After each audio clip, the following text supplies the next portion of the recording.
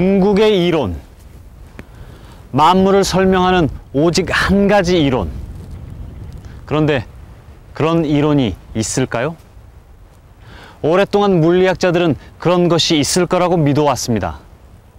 실제로 시도도 했습니다. 우리가 관심을 가져야 할 첫 번째 인물은 아이작 뉴턴입니다. 사과는 땅으로 떨어지는데 왜 하늘의 큰 달은 땅으로 떨어지지 않는지 뉴턴은 그게 궁금했습니다.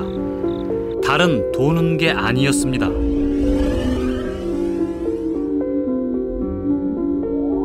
직선으로 가는데 지구가 잡아당기고 있었죠. 달도 사과처럼 떨어지고 있었습니다. 뉴턴은 지구가 달을 잡아당기는 힘과 사과가 떨어지는 힘이 같다는 이론을 수학으로 표현해냅니다. 세상의 모든 질량이 있는 것은 서로 잡아당긴다. 만유인력입니다. 만유인력으로 하늘에서 일어나는 운동과 땅에서 일어나는 운동은 하나가 됩니다. 27살, 아인슈타인은 특수상대성 이론을 발표하고 고민에 빠집니다. 모든 걸 설명할 줄 알았던 자신의 이론에 중력이 통하지 않았기 때문이죠.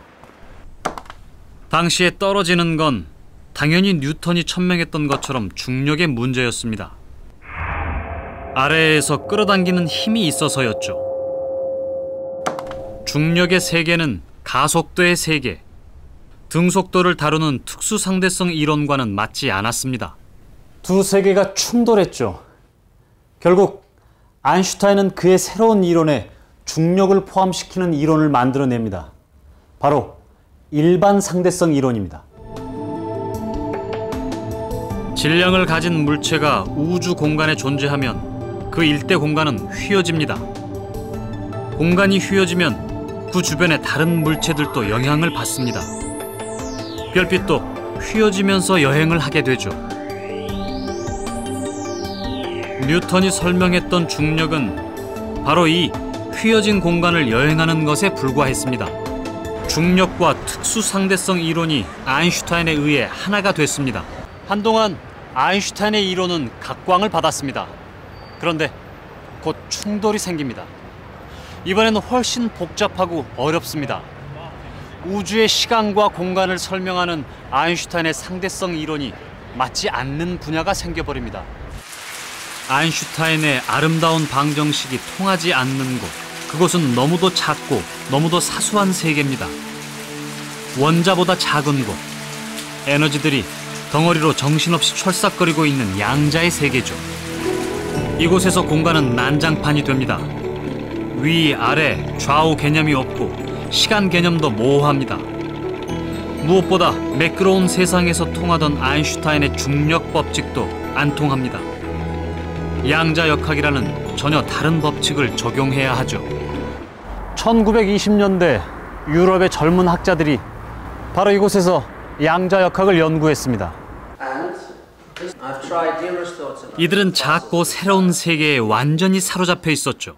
저마다 다른 상상을 했고 그 다음 날이면 틀리다는 증거를 마련했습니다. 그리고 그 다음 날이면 그 증거가 틀렸다는 증거가 나왔죠. 그들을 흥분시킨 세계는 원자의 세계입니다. 안에는 원자 핵이 단단히 자리 잡고 있고 주변엔 전자가 돌아다니고 있죠. 하지만 전자는 어디에 있는지 알 수가 없습니다.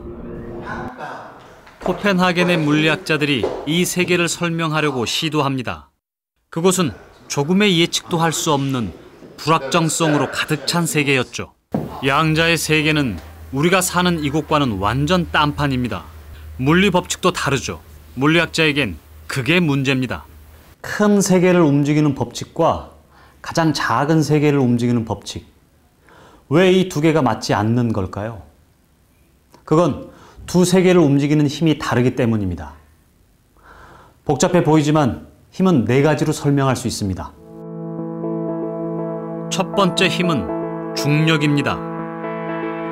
만일 중력이 사라진다면 지구는 산산이 분해되고 우리 모두는 우주 공간에 내던져질 겁니다. 두 번째는 이 세상에 가득 차 있습니다. 1864년 영국의 물리학자 맥스웰이 알아냈죠. 이동 전후와 발전기, 모터와 인터넷까지 가능하게 만들어주는 힘, 전자기력입니다. 빛은 바로 이 전자기파의 일종이었습니다. 전자기의 성질이 빛과 같다는 것이 드러나면서 이전에는 느낄 수 없었던 전혀 다른 종류의 힘들이 발견됩니다. 그 힘은 원자의 세계에 존재합니다. 원자 핵소. 양성자와 중성자를 단단히 결속시켜주는 힘. 강력입니다. 강력이 없다면 원자핵은 당장 분해되며 물체들도 다 와해됐을 겁니다. 이 세계가 단단히 유지되는 건 강력에 의해 핵자들이 안정된 결합을 하고 있기 때문이죠. 네 번째 힘은 양력입니다. 우라늄이나 코발트 같은 원소에서 방사능 붕괴를 일으키는 힘이죠. 양성자와 중성자들을 한데 묶어놓을 정도로 강하지 않기 때문에 핵자들이 떨어져 나가거나 붕괴되는 과정에만 관여합니다. 중력, 전자기력, 강력, 양력. 세상에 존재하는 이 네 가지 힘을 합치는 것이 궁극의 이론입니다. 1960년대 중반 전자기력과 양력, 이 두 가지 힘을 하나로 합칠 수 있다는 게 입증됐습니다. 1970년대 중반 전자기력과 양력, 강력, 세 가지 힘을 통일하는 이론이 완성됐습니다. 근데 중력만은 끝내 합쳐지지 않았습니다. 여기서 한 가지 의문이 들 겁니다. 도대체 왜 물리학자들은 이 네 가지 힘을 하나로 합치고 싶어 할까요? Why am I doing it? I don't know. Maybe it's fate, I guess. But it's fun too. And it's exciting because this is part of the human cultural heritage, which will last forever. Once it's right, you know. We do it simply because we are curious about how the world works. There's no other reason. If one succeeded in finding such a solution, it would in some sense enable one to derive the laws of nature from a single underlying fundamental principle, and that would be very satisfying. 우주는 원래 하나의 점에서 시작됐죠. 그러다 폭발을 합니다. 원래 하나였던 힘이 네 종류로 분리되었습니다. 중력이 가장 먼저 분리되면서 우주 전역에 충격파를 발산했습니다. 그 다음 강력이 분리되었습니다. 그 다음 전자기력과 양력이 분리되었습니다. 힘의 분리는 순식간에 이루어졌습니다. 137억 년이 흐르고 지금의 우주가 되었습니다. 네 가지 힘을 합하면 우주가 생긴 최초를 알 수 있습니다. 곤충부터 거대한 별에 이르기까지 모든 걸 움직이게 하는 힘. 아인슈타인은 이 우주가 생긴 비밀을 알고 싶었습니다. 아인슈타인은 실패합니다. 그건 불가능한 꿈처럼 보였습니다. 그러다 통일장 이론이 반드시 필요한 사건이 발생합니다. 블랙홀. 엄청난 중력을 가진 지역이 발견됩니다. 어떤 물체가 이곳을 지나가는데 마음이 바뀌어도 다시 되돌아가지 못합니다. 가장 빠른 빛조차도 빠져나오지 못합니다. 여기선 시공간이 뒤틀리게 되고 중력은 무한대입니다. 일반 상대성 이론을 적용해야 할지 양자역학을 적용해야 할지 모르는 분야가 생긴 거죠. 그게 이 블랙홀이 있는 상황에서 양자역학을 갖다가 쓰려고 하면은 그게 안 되는 거예요. 뭔가 이상한 일이 자꾸 일어나는 거거든요. 70년대 초에 이미 양자역학과 중력 사이에 아주 근본적인 충돌이 있다는 거를 사람들이 인식하기 시작을 했어요. 우리는 이 세상을 만든 가장 작은 것을 찾기 위해 가장 큰 곳을 찾아가고 있습니다. 둘레만 27km, 웬만한 도시 하나 정도 크기의 연구소입니다. 가장 작은 것은 최초의 한 점을 찾는다는 것. 그것으로 양자역학과 중력 사이의 문제를 해결할 수 있습니다. 이곳에서 하는 가장 중요한 일 중 하나가 빅뱅과 비슷한 환경을 인위적으로 만들어내는 것입니다. 우주가 생긴 최초를 보기 위해서죠. 유럽의 여러 국가들이 기초과학과 기술의 발전을 위해 공동으로 만들었습니다. 한 해 예산만 1조 2천억. 세계 이론 물리학자 절반이 여기서 일합니다. 이 많은 돈과 인력을 들여 이들이 가는 곳은 우주가 만들어진 최초의 그 시점입니다. We come as close as 1/1,000,000th of a millionth of a second to the Big Bang. 1/1,000,000th of a millionth of a second. This is very close. It's very close in human terms. It is still very far away from the beginning of the universe, from the Big Bang, because much has developed during that very short time. But nobody else gets as close as we to the Big Bang. And that's fascinating. 입자 가속기는 터널을 따라 거대한 원을 그리며 움직입니다. 내부에서 양성자는 거의 광속도까지 가속된 후 표적에 충돌합니다.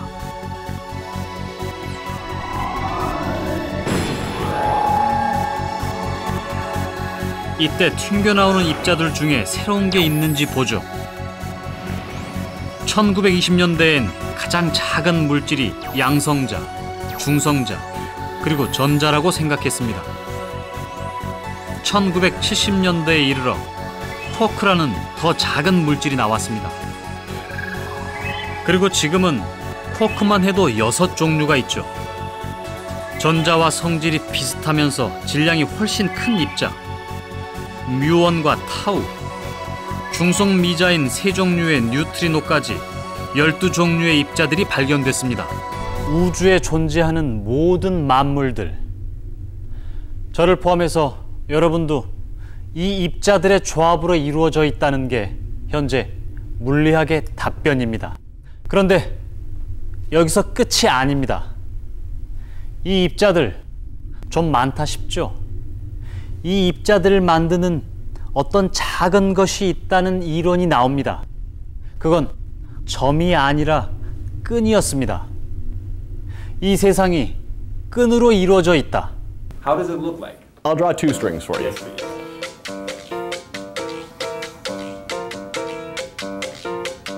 So first we might want to imagine an electron according to the established laws of physics. The string also is subject to quantum uncertainty, which I can't draw, so I'll just pretend to by fuzzing up the picture.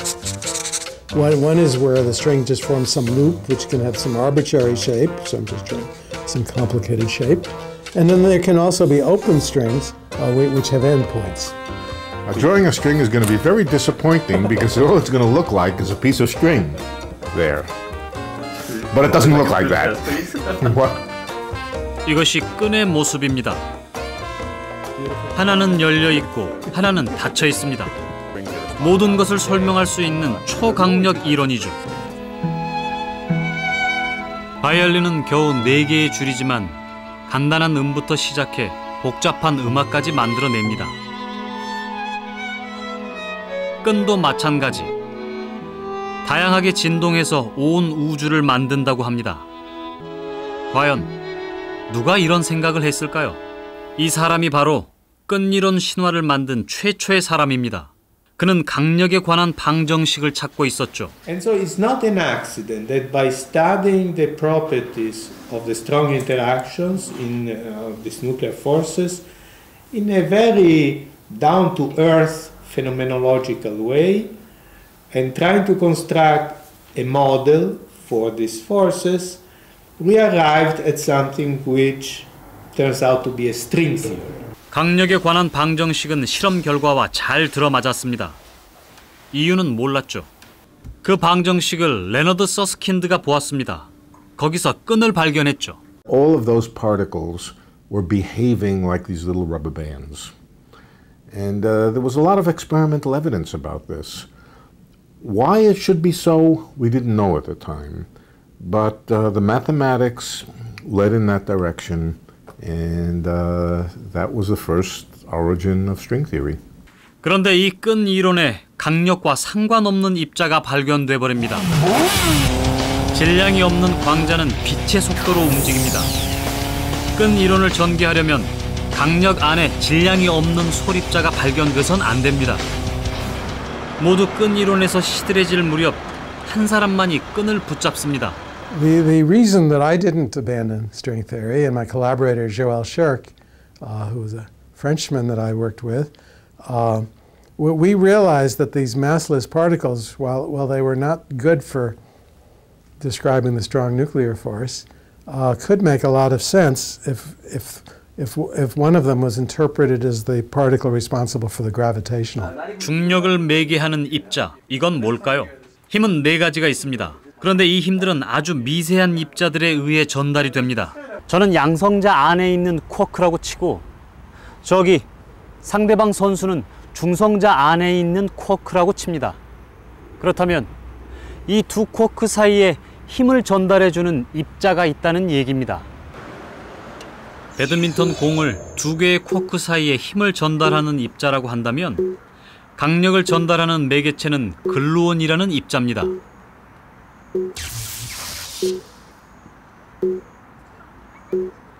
전자기력을 매개하는 힘은 광자입니다.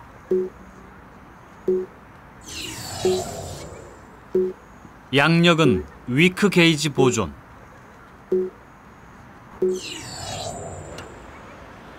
이 세 종류 매개 입자들은 완전히 규명되었습니다. 그런데 중력을 매개하는 입자만 아직 밝혀지지 않았죠. 사람들은 중력도 힘이 입자 형태로 전달된다고 가정해서 중력자라는 이름까지 붙여놓았습니다.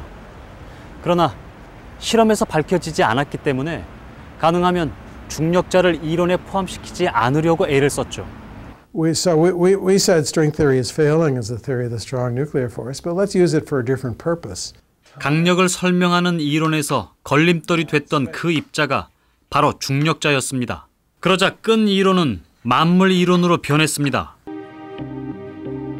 이 끈은 얼마나 클까요? 고리형 끈의 길이는 10의 마이너스 33승 센티미터. 원자를 태양계처럼 키워도 끈은 나무 한 그루에 불과합니다.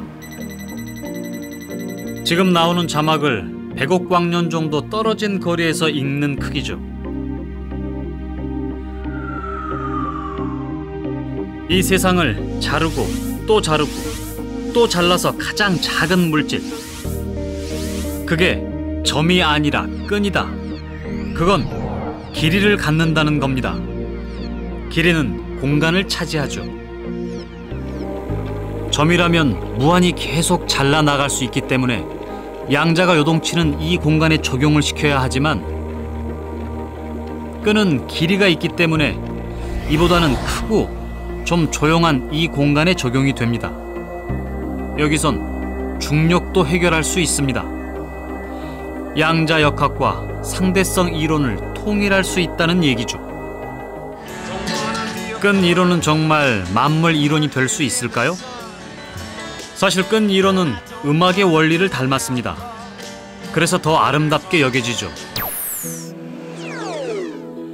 기타 줄은 전체 길이가 반 파장의 정수배가 된다는 조건을 유지하면서 다양한 형태로 진동합니다. 끈 이론의 줄도 진동합니다.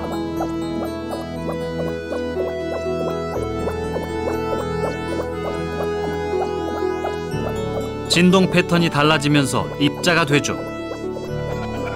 모든 물질과 힘은 이 끈이 진동하면서 만들어집니다. 이것이 촉끈 이론입니다. 끈이 열려 있거나 닫혀 있는 끈들이 있는데 그것들이 굉장히 빨리 움직이거든요. 그 움직이는 것들이 어떻게 움직이느냐에 따라서 소리가 달라지듯이 이것도 입자로 나타난다고 생각을 하는 거예요. 그래서 이제 끈이라는 게 굉장히 적고 그렇기 때문에 실은 우리가 관측을 안 되지만 끈 이론 자체는 모든 입자가 끈으로 만들어졌다고 가정을 하는 거죠. 그 모양을 우리가 찰흙으로 여러 가지 모양을 만들듯이 기본 구성 요소는 끈이 있는데 그거가 어떤 형태로 있느냐에 따라서 완전히 다른 입자인 것처럼 보인다는 게 끈 이론의 기본적인 생각이죠. 하나의 음들이 모여 아름다운 음악이 됩니다. 이 우주는 촉근이 만들어낸 교향곡입니다. 그런데 만물을 설명할 수 있을 것 같은 이 끈 이론에 문제가 생깁니다. 양자역학과 일반 상대성 이론의 충돌을 설명할 가능성이 가장 큰 끈 이론이 무려 5개나 된다는 거죠. 5개라니요. 세상을 설명할 수 있는 법칙은 단순하고 우아하고 그리고 하나여야 했습니다. 출구가 필요합니다. 그러려면 먼저 끈이 어디 있는지 찾아야겠죠. 끈 이론은 지금 위기를 맞고 있습니다. 저는 지금 굉장히 유명한 물리학자 한 분과 만나기로 약속이 돼 있습니다. 그에게 끈 이론이 위기에서 벗어날 출구를 물어보려고 합니다. 촉근 이론의 제1인자로 평가받고 있는 사람입니다. 물리학자면서 수학계에 가장 권위 있는 상인 필즈상도 수상했죠. 그에게 끈이 어디에 있느냐고 물어봤습니다. Extra dimensions are speculative. String theory requires, at least in its simplest interpretation, extra dimensions of space-time. 끈을 찾으려면 먼저 차원을 이해해야 합니다.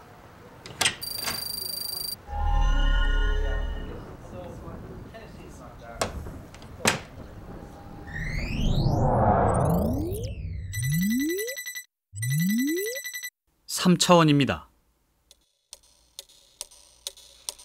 거기에 시간이라는 걸 넣으면 4차원입니다. 그런데 여분의 차원이 6개 있다. 도대체 어디에 있는 걸까요? It's a little bit like a garden hose. If you look at it from a distance, it looks one-dimensional. But if you get closer and you can look at it carefully, you see that there's a certain width of the cylinder. And if you went much more close, you'd see that there's a thickness of the material. So the more dimensions there are, the more closer you look at it. 멀리서 보면 호스는 하나의 선입니다. 숨겨진 차원을 보려면 더 가까이 가야 하죠.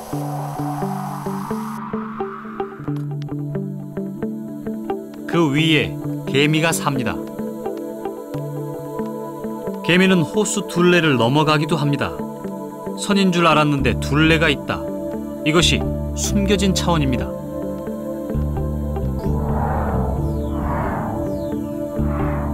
여분의 차원은 모든 점에 존재합니다. 이런 모양일 수도 있죠.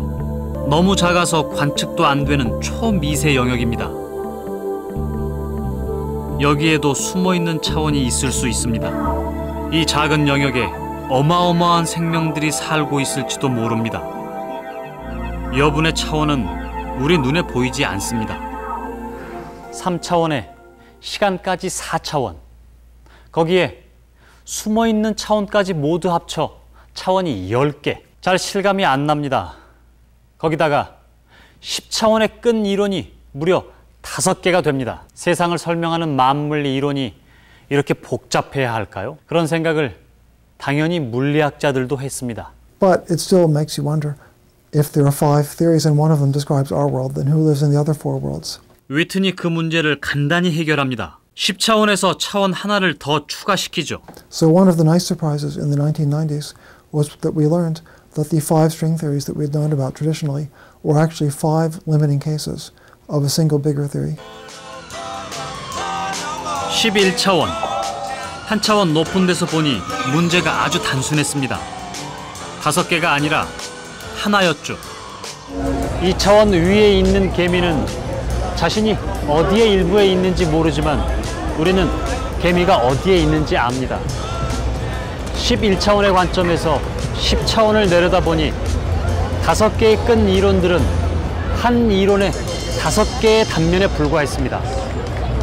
그런데 끈 이론은 아주 다른 이론이 되어버립니다. 막, 마술, 신비, 행렬, 그건 세상의 모든 M입니다. Well, M theory is just a name. We don't have a really good understanding of the big theory that has the 5 string theories as limiting cases. So just to give it a name, I call it an M theory. 끈 이론이 M 이론으로 바뀝니다. 1차원이 이게 아까 열린 끈이라고 있다면 얘네들이 끝점이 어딘가 이렇게 붙어 있어야 돼요. 2차원 면에. 그래서 그런 거를 이제 브레인이라고 합니다. 막. In terms of the different possibilities for the shape of the membrane itself, the simplest is like a sheet of paper but infinite in extent. So like a plane, much like this board, that extends through all of space and is perfectly flat. 1차원의 열린 끈이 끝나는 지점은 바로 2차원의 막이었습니다. 끈이 붙어 어떤 현상을 만들기도 하고 이 막에서 끈이 생기기도 합니다. 막은 3차원이 되기도 합니다. In a world that has 4 space dimensions instead of 3, one could imagine having membranes, or really 3 branes, objects with 3 spatial dimensions in one of time. A membrane has 2 spatial dimensions in one of time. 그 중에서 우리 우주는 어떤 특정한 법칙이 지배하고 있단 말이에요. 그래서 뉴턴 상수는 얼마고, 전하는 얼마고, 지구가 있고, 우리 사람이나 생명체도 존재하고 이런 우주에 우리는 살고 있는 거란 말이에요. 그렇지만 그 촉근 이론이 가능하다고 하는 것들 중에서 꼭 그런 것만이 아니라 그렇지 않은 게 더 많습니다. 그래서 거기에는 광속이 무한대인 것도 있을 수가 있는 겁니다. 알고 보니 우주가 거대한 막이었습니다. 거기에 4차원 우주도 있고 7차원 우주도 있고 죽은 우주도 있고 여러 가지 우주가 있습니다. 그리고 아인슈타인이 아직 살아있는 우주도 있습니다. 우리는 그중 하나의 막에 살고 있죠. 끈 하나가 이 세상을 만들었다는 것에 대해 우리는 아직 조심스럽습니다. 끈 이론이 과연 우리 질문의 마지막 해답이 될 수 있을까요? 촉근 이론이 가지고 있는 문제는 뭐냐면 그 중에서 왜 하필이면 이게 됐느냐를 설명을 못하는 거예요. 촉근 이론이 다 대통일도 할 수 있고 다 할 수 있지만 그것이 예언하는 현상 안에 우리 우주도 포함하고 있지만 왜 그것이 아니면 안 되느냐를 설명을 못하는 거죠. 필연성을 설명을 못하고 있는 거예요. I would hesitate to say that string theory in its current incarnation is the end of that quest for a universal single theory. My feeling is it has a chance of being on the right direction. The kind of mathematical consistency it shows is rare or unique in our attempts to extend quantum field theory and Einstein's relativity. It would be fascinating if there was evidence for another theory. So far, when there have been interesting competitive suggestions, they've always turned out to be facets of string theory, I would say. So in some other galaxy, there'll be conscious beings struggling with the same questions. And ultimately, they should come up with the same answers.